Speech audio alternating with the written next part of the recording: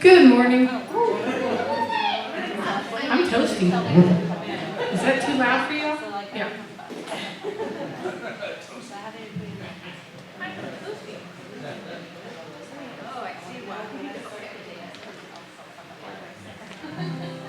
Welcome to the Unitarian Universalist Church in Brazos Valley. My name is Reverend Kiya. My pronouns are she, they, and I am happy to see you for our second to last Sunday here at the Meal Center.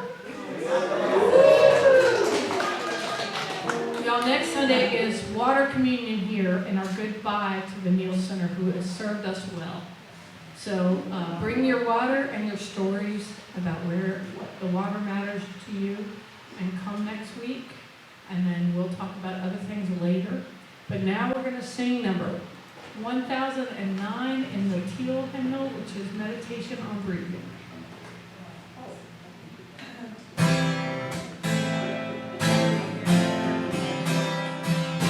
Breathe in, breathe out, breathe in, breathe out. We're going to breathe in, I breathe in peace, and breathe out, I breathe out love, and breathe in, I breathe in peace, and breathe out, I breathe out love. If you've never sang this before, you can take the part you like and sing it all day long.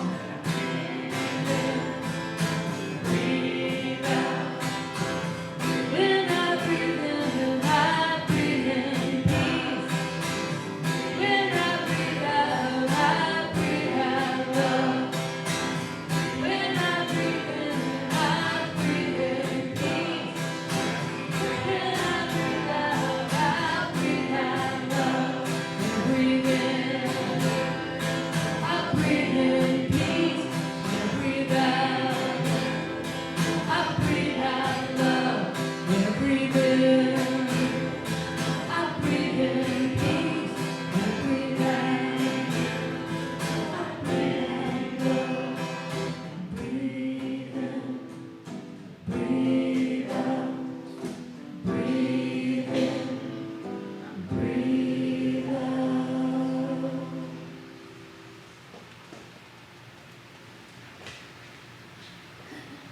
Good morning. Welcome to the Unitarian Universalist Church of the Brazos Valley, and you have a choice of acronyms.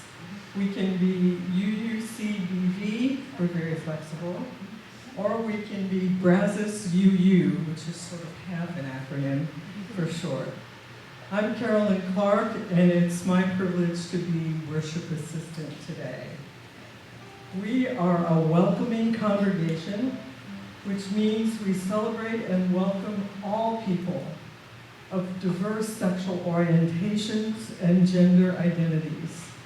We also strive to welcome people across diversities of race, age, ability, immigration status, and belief.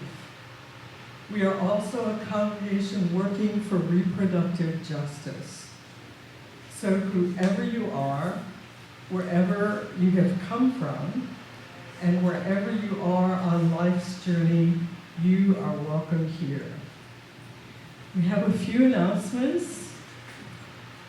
There's another football game next weekend, October 7th. Football Parkers Unite. I think, Sarah, do you want to be a football Parker? Robin. With that, Notice that beautiful princess in the middle. there's a princess in our midst. Look at her. Isn't she beautiful?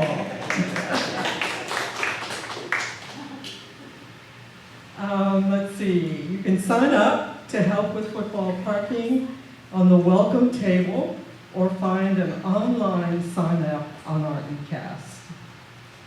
Our Wednesday night book club has started. We are reading Jason Stanley's How Fascism Works, the politics of us versus them. Join us online at 7 p.m. on Wednesday, October 11th. If you have a joy or concern, please write it in the book being hopefully passed around. Eleanor, is it still there? Eleanor will get it passed around for us, so that Reverend Kiya can read what's been written for today. Please remember that our service is recorded and available publicly if you need to moderate your message accordingly. And also, the crop walk is coming up November 5th. And you can donate. The easiest way is online. So we'll have more information on that.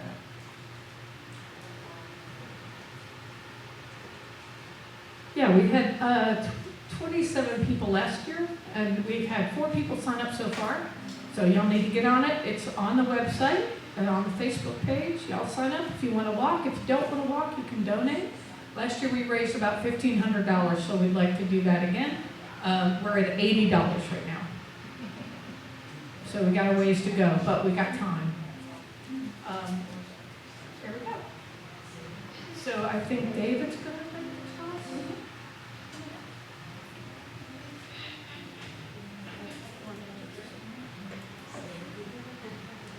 Our call to worship today is Vahavda by Aurora Morales.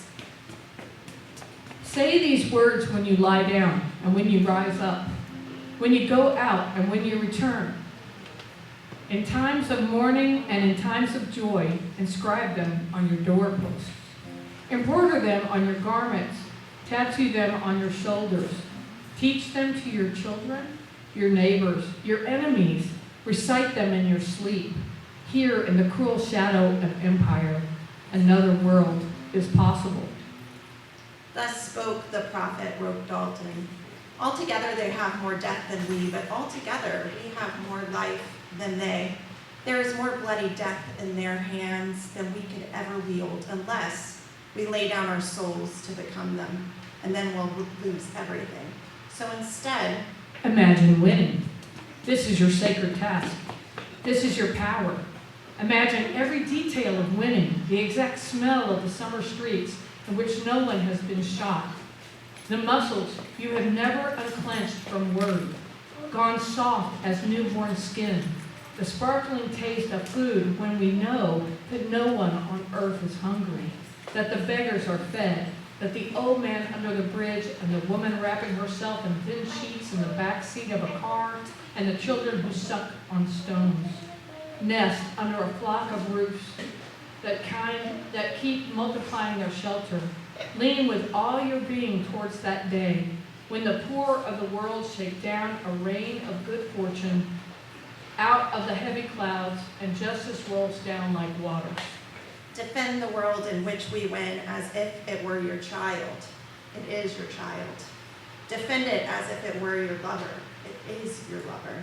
When you inhale and when you exhale, breathe the possibility of another world into the 37.2 trillion cells of your body until it shines with hope.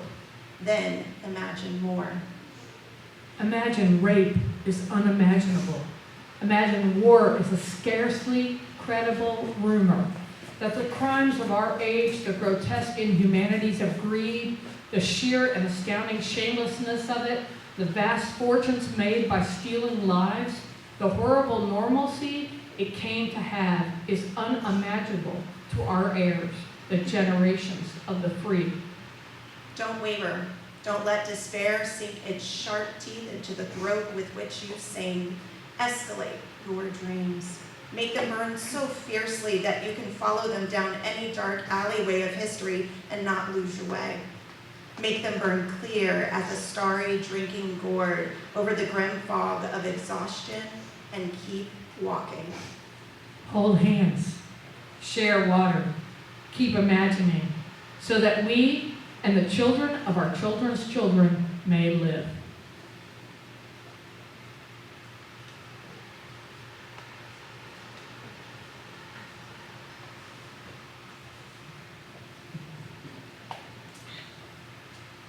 It's up there. Please join me. Thank you, John. It's always reliable. Please join me in our affirmation. Love is the spirit of the church, and service is its gift. This is our great covenant, to dwell together in peace, to seek the truth in love, and to help one another.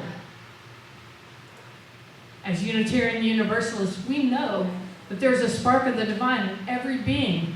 That includes all of our beings. And this is your opportunity to say howdy to all the people you know and the people you don't know yet, and make friends. And we'll let you know when it's over.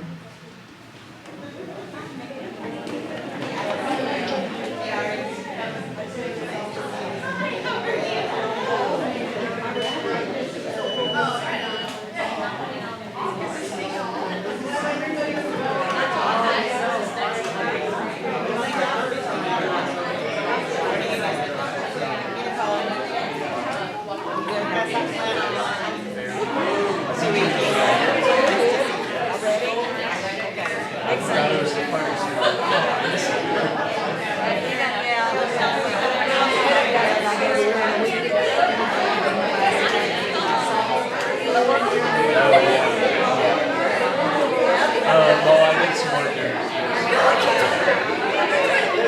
There's always something.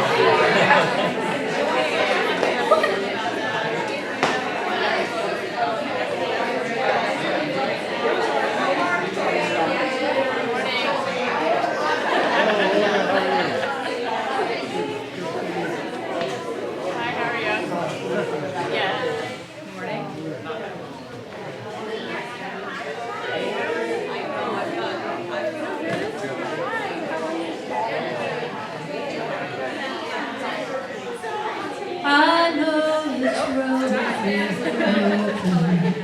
I know my fear will burn away. I know my soul will unfurl its wings. I know this road will open.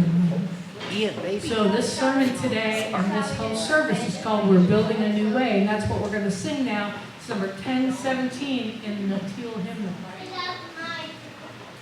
Right here. Oh, you can sit on that. Wear my glasses so I can read the lyrics.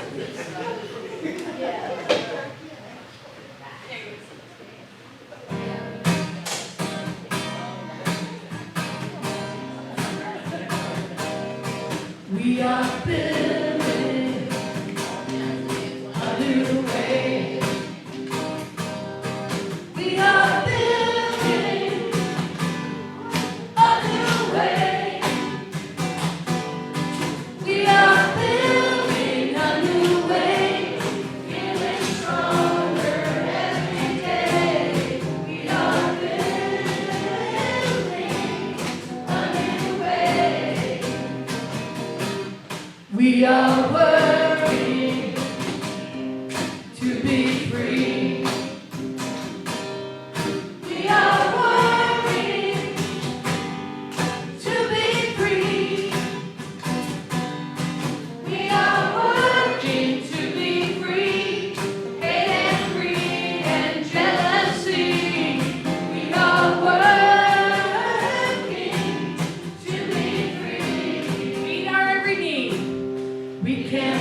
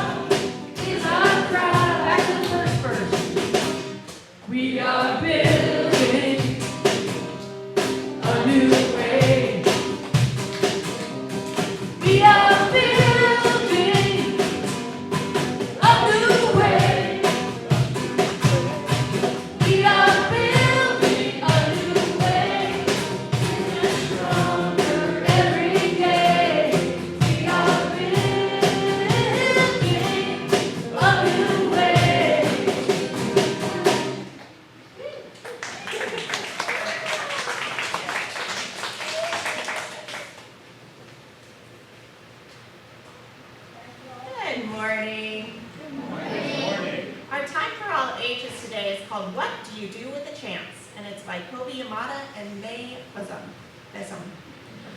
One day, I got a chance. It just seemed to show up. It acted like it knew me, as if it wanted something. I didn't know why it was here. What do you do with a chance? I wondered. It fluttered around me. It brushed up against me. It circled me as if it wanted me to grab it. I started to reach for it, but I was unsure and I pulled back, so it flew away. I thought about it a lot. I wish I had taken my chance. I realized I had wanted it, but I still didn't know if I had the courage. When another chance came around, I wasn't so sure, but I decided to try. I went to reach for it, but I missed and I fell. I was embarrassed. I felt foolish. It seemed like everyone was looking at me. I decided I never wanted to feel this way again. So after that, whenever a chance came along, I ignored it. And the more I ignored them, the less they came around. Until one day, I noticed that I hadn't seen a chance in quite a while. It was as if they had all disappeared. I started to worry. What if I don't get another chance? I know I acted like I didn't care, but the truth was, I did. I still wanted to take a chance, but I was afraid.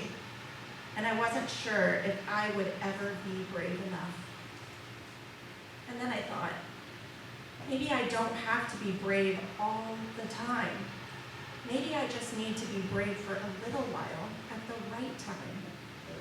I realized it was up to me. I promised myself that if I ever got another chance, I wasn't going to hold back.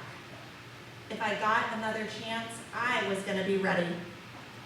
Then, one seemingly ordinary day, I saw something shining far off in the distance. Is it possible? I hoped. Could this be my chance? I had to find out. I ran as hard and as fast as I could toward it. I don't know how to explain it, but the second I let go of my fears, I was full of excitement. It wasn't that I was no longer afraid, but now my excitement was bigger than my fear. As I got closer, I could see that this really was a huge chance. But this time, I was ready. As it came by, I reached out and I grabbed it, and I held onto it with all my might. It felt so good to soar, to fly, to be free. I now see that when I hold back, I miss out. And I don't want to miss out. There's just so much I want to see and do and discover. So what do you do with the chance? You take it, because it just might be the start of something incredible. So this week, I wonder, what will you take the chance on? And now will everyone who's going to RE join me at the back? And will you all sing us out with this little light of mine?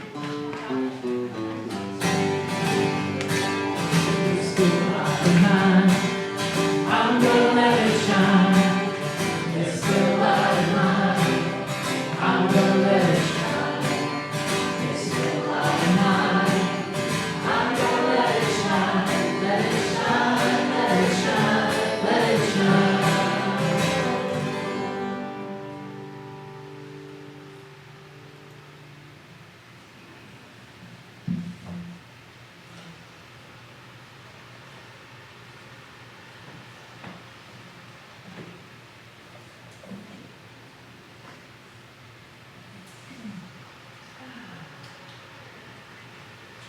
Now's the moment in our service where we share our joys and our sorrows with the entire community. And everybody had a chance to write in the notebook.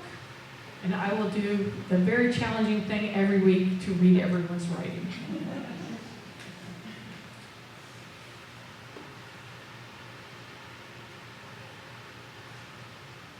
Meg says, the doctor I was working with on my possible hip replacement looked at the test and said it would be too risky. Half disappointed and half relieved, Meg Barnhouse. Sorry, Meg. Okay, yes. Carolyn Clark says that she's relieved that Congress did its job and didn't cause a government shutdown. Amen.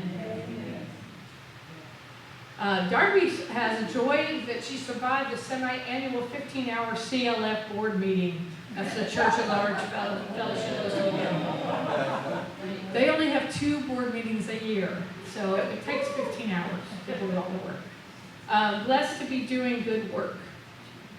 Thank you for doing that work, Darby. We appreciate you. And Dina and Richard have sold their house. Awesome! And Liz says that she's grateful that the plants and trees are growing again. Yes. Now let's hold in our hearts all the joys and sorrows that have not been spoken out loud.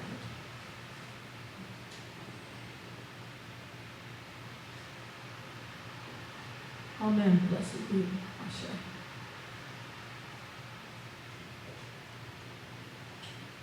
We're going to sing Come and Go With Me to That Land, which is number 1018 in the deal. As soon as I get that, music up.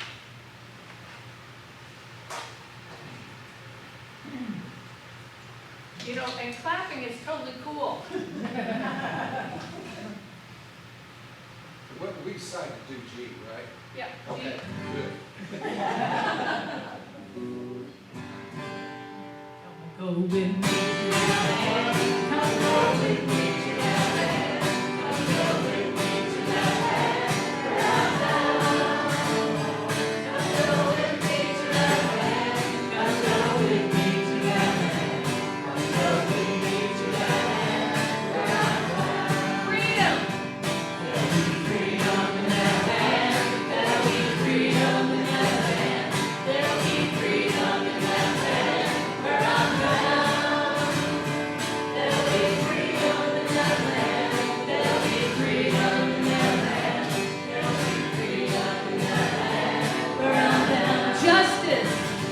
There'll be justice in that land. There'll be justice in that land. There'll be justice in that land. Where I'm bound. There'll be justice in that land. There'll be justice in that land. There'll be justice in that land. Where I'm bound. Singing. There'll be singing in that land. There'll be singing in that land. There'll be singing in that land. Where I'm bound. There'll be singing in that land. There'll be singing in that land. There'll be singing in that land. Where I'm bound. Come go with me to that land. Come go with me to that land. Come go with me to that land. Where I'm bound. Come go with me to that land. Come go with me to that land. Come go with me to that land. Where I'm bound.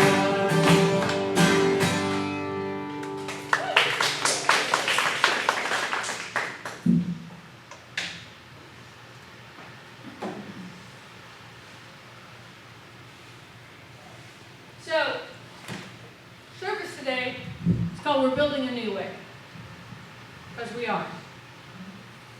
Can I get a witness? We're going to talk about it today. Now, things are crazy. They have not kept their promise exactly, but they're trying. And we are all trying to get everything done so that we can have our party on the 14th and we can start meeting there on the 14th and from then on have services there. The church is not going to be completely finished. We are desperately trying to have the service inside the church, but we will have a service regardless. So don't worry. So we're going to come and we're going to say goodbye to the Neal Center next week. That's important too, because we have been here a long time. We have been here a really long time. And I want you to be especially kind to the people in the Sacred Space team who are freaking out. And our staff who are freaking out. Mostly because we're tired. I can't take more than a week off until we get in that building. So for 3 years I've worked for you. For 3 years I've only taken a week off. That is not okay. if you want me to stay alive. And so everybody's all stressed out about it, but what I want to talk about today is our dream for what we're going to do there and what we've been doing here. We've been working really hard the whole time we've been here trying to build the virtual community that we want to live in, right? So what I thought we would do is talk about it in terms of what do you want to see? What kind of place do you want to be? What kind of people do you want to be? Now what I'm going to ask of you to consider is that in about a week, we're really going to be freaking out because we're going to need to move chairs and we're going to need to do all the last minute things. And so if you can find some time to volunteer, I want you to send me an email that you're available so I can give you a holler, because we're going to have to take all the stuff that's at the cubby storage next to the church and move it over in time for all the people who are coming to visit us. And there are people coming from all over the country. All over the country. Ministers are coming from everywhere. It's going to be great. We've got all kinds of musicians, all kinds of stuff happening. We've got serious food coming from Chewy's. We're going to have a taco bar. We have a miniature donkey. We have a bouncy house. We have a bagpiper. It's going to be great. But it's going to be stressful getting ready, and we need help. So I'm just going to get you ready for that, okay? Here's the other thing. When we actually get in the building, things will not be finished. We probably won't have all the sound in until November sometime. You know, they're building all this amazing tech stuff, and it's going to take a while to get all that stuff in place. And so what you want to look forward to is how it's just going to get better every time you come. It's going to be more interesting and more amazing. The sanctuary is beautiful. It's amazing. And we're going to feel it. It's going to feel great. You've been in here for years. You know, we put it together every Sunday. We tear it down every Sunday. And we still have a good time, right? We still have a church. So we're just going to move in. Now, what do we want to do? Now, many smart people talk about how church is disappearing on the planet. If you've been to Europe, you see all these beautiful, amazing, ancient churches that are empty. People don't meet there anymore. Why is that? What do you think? It's not fulfilling. Not fulfilling. Why are churches losing people? Because people are leaving God. Yeah. Maybe. And maybe it's because we haven't adapted to the 21st century. So what do you think we could do to be more viable to the people that need us? Because how many people think most people want some sort of spirituality in their life? They want some sort of inner life, right? Capitalism does not provide that. It's not part of our economic system. No matter how much money you have, you still go on vision quests and run around naked in the woods. I mean, like, they do, right? So something's missing in people's lives. And most people are lonely. They're either cut off. I mean, I think COVID was a great opportunity to get where you felt that. You really felt it. It's like, wait a minute. I mean, I used to play for people every week, a couple of times a week, maybe 3 times a week. And there were people there, and I got to see their faces, and I got to talk to them, and then suddenly there was nothing. And it was like, oh, I'm missing something out of my life. The TV does not provide no matter how much you binge. It does not. You can't read enough books, right? Loneliness is a big problem. We get to be with people who are different than us, and that is enriching. We know this. We know this because it's part of being Unitarian Universalists, right?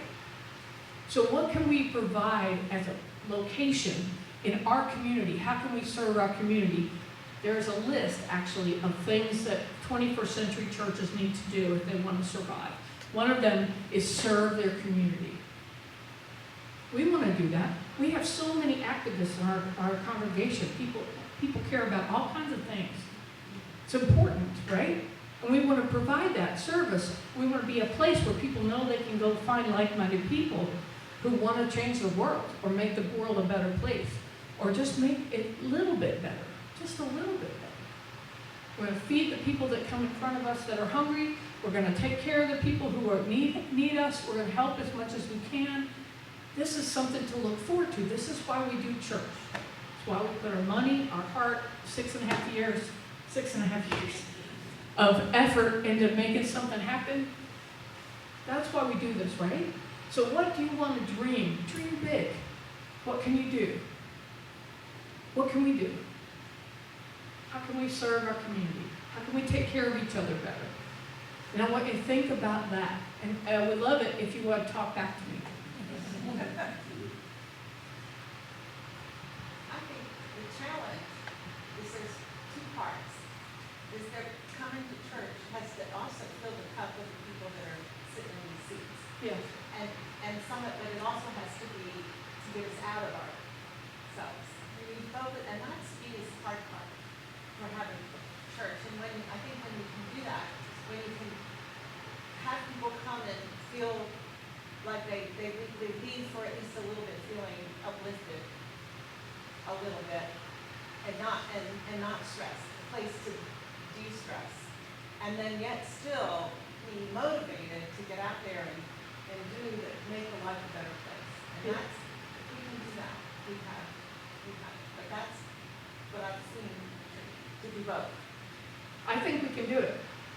I think we can thrive. Do you know that word thrive? It's like, we're not just going to survive. We're not going to just half live. We're going to actually be creative enough and stubborn enough to not settle for just being okay. You know, get up, go to work, come home, feed your family, watch some TV, go to bed. That is not being alive all the way, right? If I'm just supposed to come and just make you feel peaceful, that's great. I would try. I will try. You know, that's not necessarily my superpower, but I would certainly try. And everybody else is trying too. And I think you can notice that we try very hard to change it up, musically, spiritually, and try to serve everybody's needs. Because I'm aware, and the more you talk to me, and the more you talk to Alison, the better job we can do of serving our community. Because here's what you got. You got 2 horses that'll run until they drop for you. And not everybody has that, right? And we've got lots of volunteer people who work all the time, who show up and drive hours to come be with us and work and work and work. And we also play and play and play. The kids have made you a giant angel for the installation. It's amazing. If you want to see pictures, there are pictures on my Facebook page. And I think I put them up on the church group page if you kind of want to get a glimpse of our giant. She's about this tall. And I think they tie-dyed her outfit, so I mean, she's very colorful. There's all kinds of stuff. I believe that fairies are also coming to bless us at our thing. So anyway, yes, Jessica. And this may be a little bit too realist, but I foresee in the next 5 to 10 years some major environmental changes. Yes. And just like this was a route of migration for Hurricane Katrina, it is going to be a route of migration as the coastal areas continue to be hammered by hurricanes and other impacts of the environment. So I think now is a good time to try to think about how we want to help, in what ways we can afford to help without and still, you know, still make the church a good and healthy and functioning place as we see more people moving through these areas. So climate refugees. Yeah. Yeah, basically people who are going to be losing their homes, people who are going to be flooded out, people who are going to have no electricity, and the source of their economic income, they're going to be, and a lot of them are going to be poor, just like they were with Hurricane Katrina. There's some things that we can do, and there's also, we don't have to reinvent the wheel. Right. We're not the only people who are doing good work in the world, but we need to know about them, we need to educate ourselves, and we need to partner with them so that we're connected, and when they need us all to be together, we can do that. But you're absolutely right. I think you're absolutely right. And I know that when they designed the church, that they tried to do that. We do have a shower in our building. We could get generators. There's lots of things we could do where we could host people that needed to be put up, but that's in the future, and we can decide that together, what we feel like our priorities are at the time, but being aware of it. What do you want to say? Yeah, to tag on that and what Mary Ellen said, when Hurricane Harvey happened, we happened to have a fundraiser that was the next weekend. So we pivoted and we made over $3,000 to give to Houston Food Bank. And that's a great example of us doing our part where, you know, we are both a sanctuary and an oasis, a beacon and an oasis, you know. So we can shine our light and guide people to us, but we can also create a space where we're playing music, we're having a good time, we're inviting people, we're raising money, and then we turn around and put that back into the world and help people that were lost their homes, that were hungry, and that's what we do. And that's the vision that I totally see with you. So, yeah. Yeah, I think it's really easy to get overwhelmed. You know, when it's your job to be a minister for a community and take care of all the people, and I see all the people and all the different needs that we have here, you know, and people call us all the time, and they need, you know, they need money for food, or their, you know, their mom's dying, and trying to be all those things, but you have to take care of yourself too. So let's spend a minute just thinking about, what do you need? Like, I can talk for just a second about what I do. To be happy, I have to make art. That's what feeds my heart. And so if I'm not making music and I'm not making art, I'm unhappy. And I'm not good to anybody. And in our community, there's a lack of places to do that. So I think you'll probably see, and you know, what I've seen in good ministers that have long careers, like my wife, right, and other people, is they take care of themselves as well as they take care of other people, and they don't become martyrs. You know, the Christian model is not necessarily very good for the planet and for, right, succession. Nobody needs to die here to help other people. And so what would make you thrive? What do you need from this community to make you thrive? And you can be selfish right now. Just think about yourself. What do you need? You need activities for your kids so that you're not 24/7 having to take care of your kids all the time. You need, what do you need? Good coffee. Amen.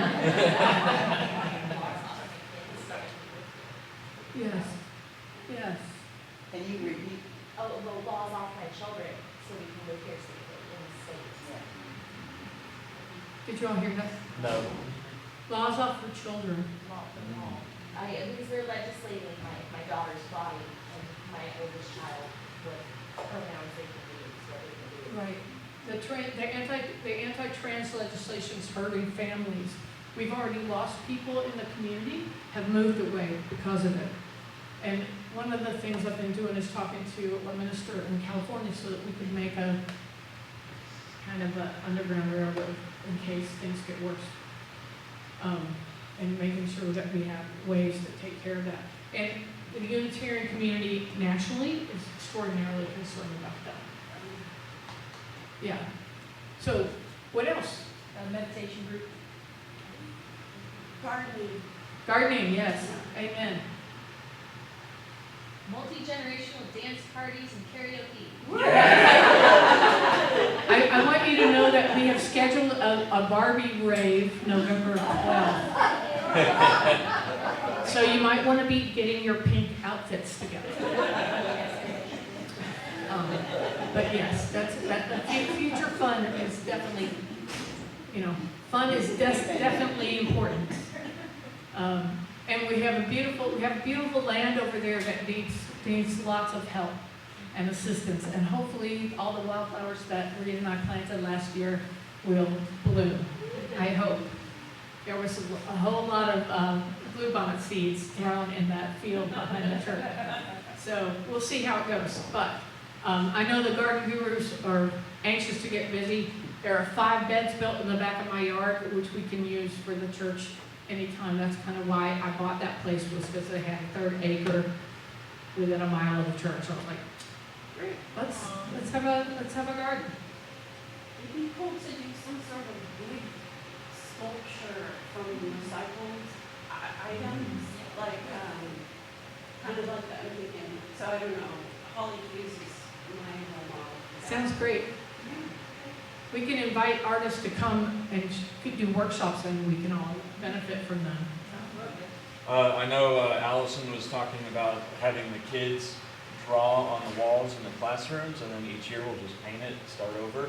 So each year there'll be a cycle with kids adding their art.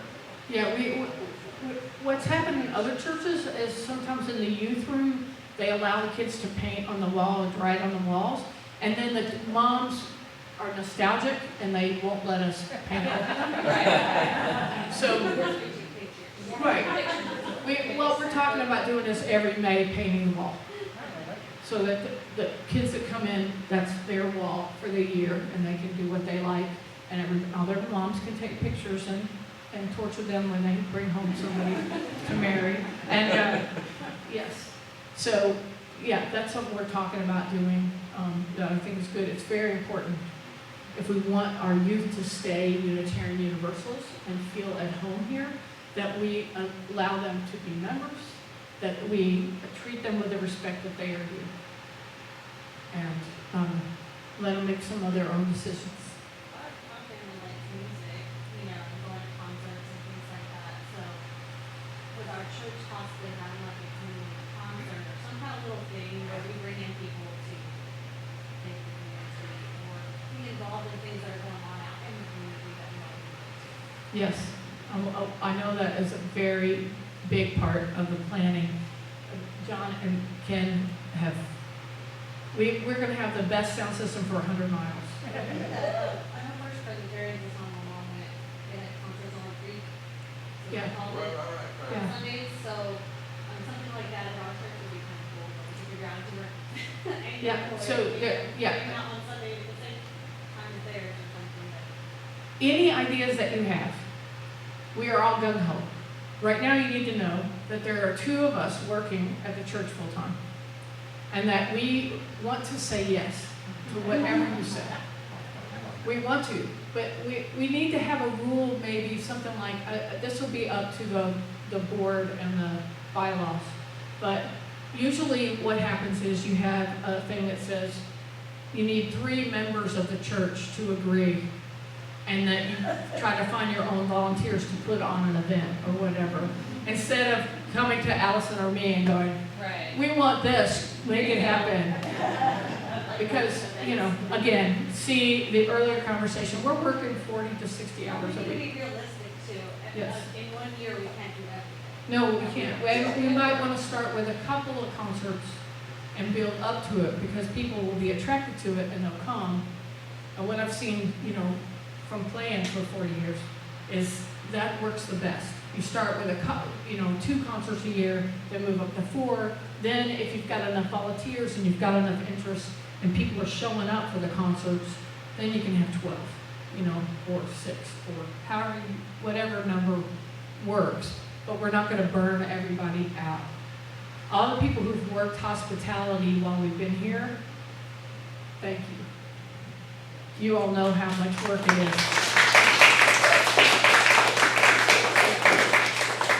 All the musicians that volunteer, thank you. Eleanor, who organizes the worship associates and the greeters, you all understand how many people it takes to make this happen. So, both things are true, right? You can't have everything you want, but you can probably have anything you really want if you get some people to partner with you. That's all. We just need to learn how to do it and not kill each other. You know what I mean? And so you can tell when things are really stressed right now. So people are writing me and I'm like going, no, not till after the 14th. You can't do anything else. Because we also have to deal with whatever emergencies come from the contractors not doing what they said they were going to do. So we have to leave a lot of space right now. You know, they mean well, they're trying, but they're contractors. How many churches have you built? It's like 3. How many of them were on time? You're Yeah. So anyway, that's the nature of the situation that we're in. I'm trying to give you all the information. What other things can we do to help the community? Like, what do you think's missing in Bryan that we could do? I think we need a place for young liberals to come together. I feel that they feel very isolated and, a place for them to, and also for people with just good intentions who want to do good things and don't necessarily want to be part of congregated churches. Yeah. Liberals as well as pagans and atheists who want to be spiritual but don't want to be talked to about God, and I would consider myself in that group. Yeah, I heard you talking about a drum circle. Yes. Yes, all for it. Amen. Yeah, we're going to continue to be the amalgamation of various faiths and traditions, and we'll do our best to cover everybody. We can even have Bible study for those of y'all who want it. I just want to say, you talk about having different events.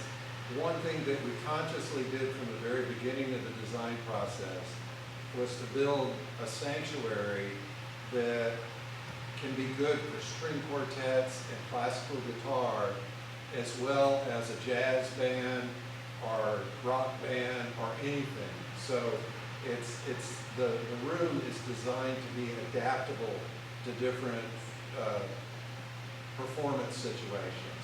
So I think we're going to have something really good. Drum circle's going to sound cool. Yeah, anyway, the world is our oyster. Don't be afraid to dream. And it's a little scary, I think.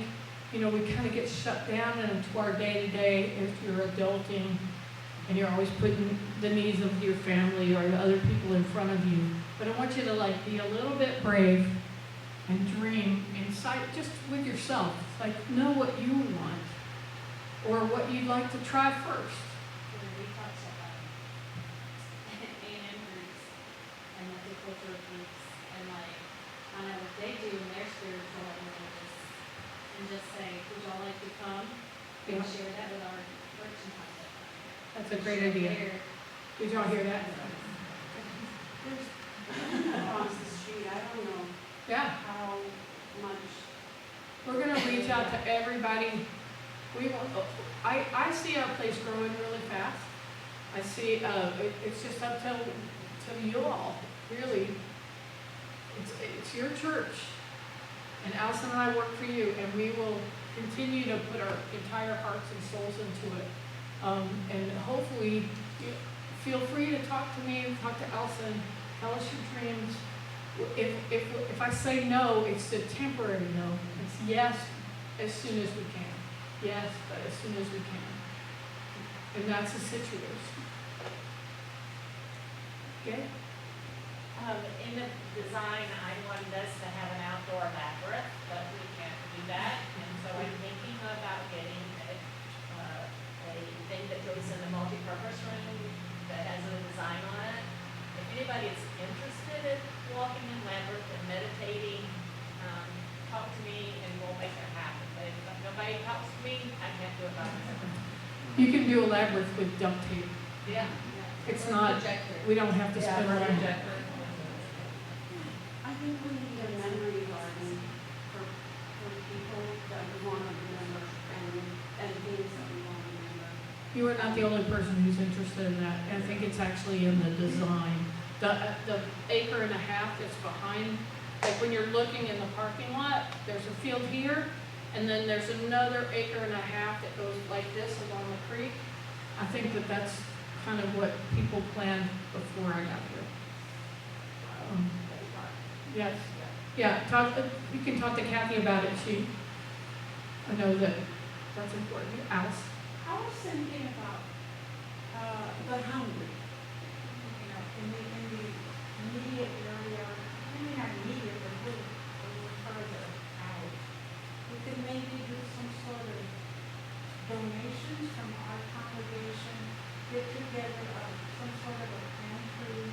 Little free pantry. Yeah, we'll I've get been some planning that for a while. Yeah, so that we can, feed the people around there, and maybe during the holidays, maybe not, I don't know if we can do it this time, but November and December, hand out, boxes with, food for the holidays, and we can start small and maybe build from there. There's a coalition right now, working on the hunger stuff, and I know this from work, and Thanksgiving is covered in our area really well. At Christmas, there's nothing.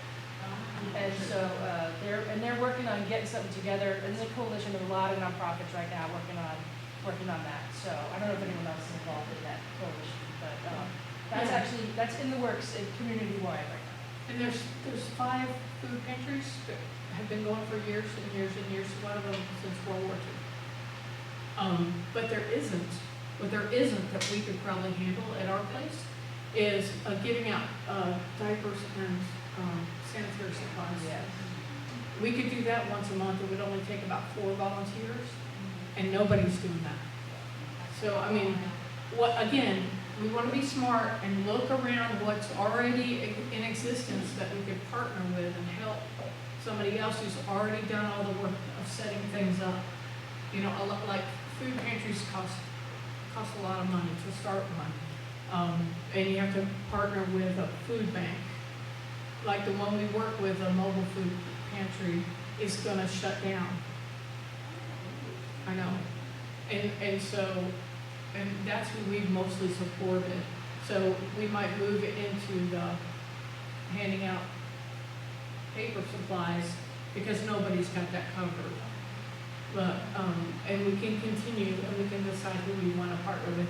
It's really good for UUs to hang out with Christians and let them get to know us so that they know we're not, a cult.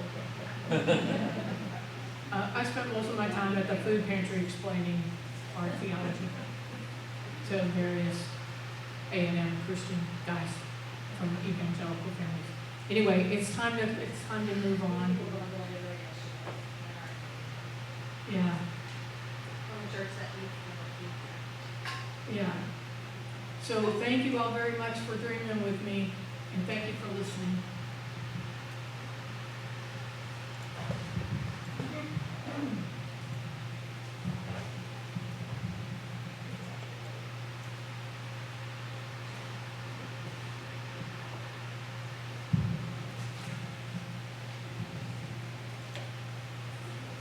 Okay. It's offertory time. Now let an offering be taken to sustain and strengthen this place, which is sacred to so many of us, a community of memory and of hope, for we are now the keepers of the dream.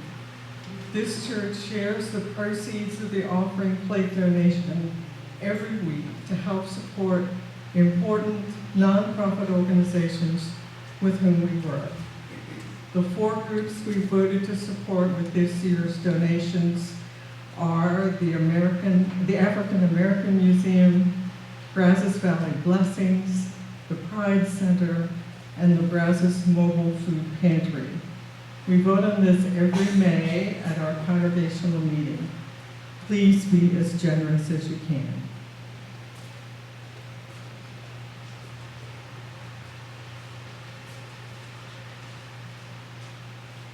We have a song today by India Ari, and I just have to say before we start that it hurts my heart every time I hear someone say, oh, I can't sing or I'm not a good singer.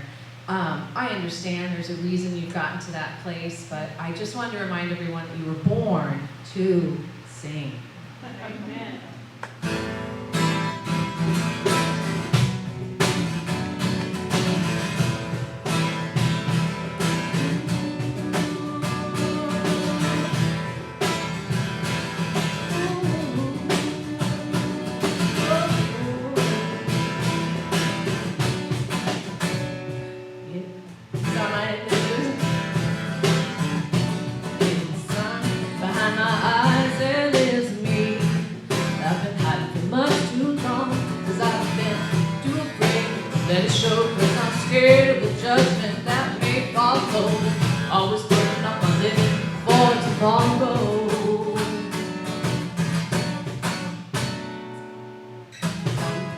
time stepping on faith to my face. It's been elusive for so long. Freedom is mine today. You gotta step out on faith. It's time to show my face. Procrastination had me down. Look what I have found. I found strength, courage, and wisdom. It's been inside me all along. Strength, courage, and wisdom inside me. Yeah.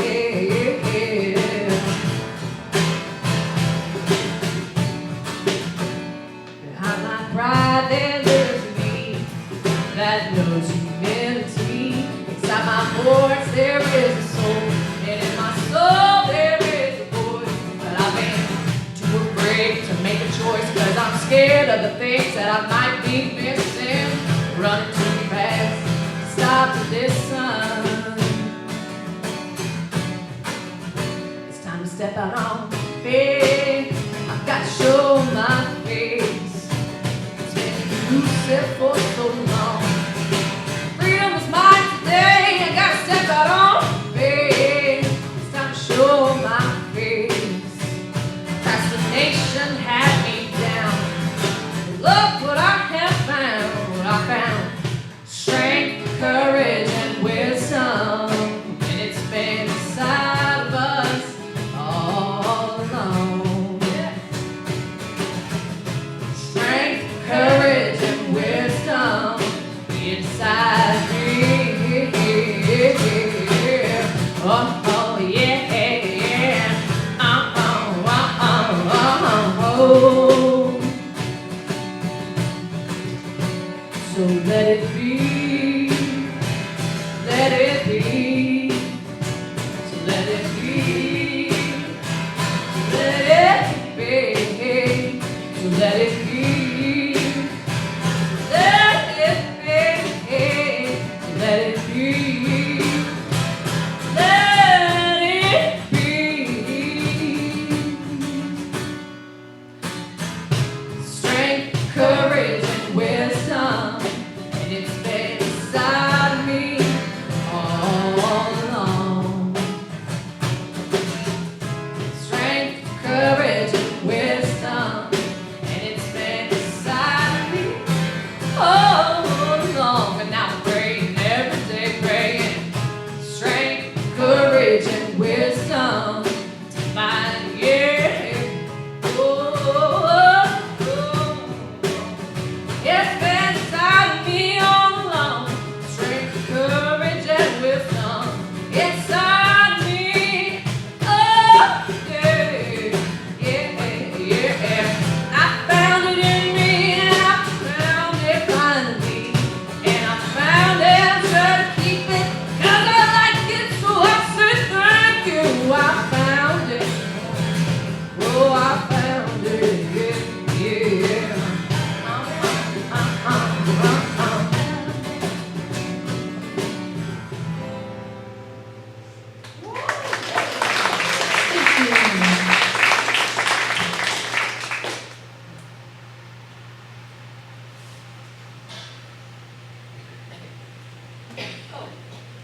It's the same book. Yes. You are right there. Okay, first to say thank you. May your generosity return to you tenfold. Now it's time to extinguish the chalice. Join me in saying the words that John has given us on the wall. We extinguish this flame, but not the light of truth, the warmth of community, or the fire of commitment. These we carry in our hearts until we gather together again.